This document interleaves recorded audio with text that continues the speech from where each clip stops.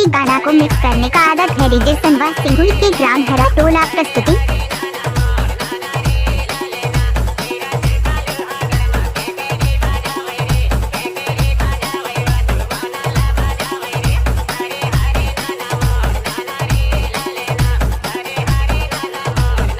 Remix करना बच्चों का खेल नहीं है, डीजे सनवा सिंघुई की अलग ही स्टाइल है।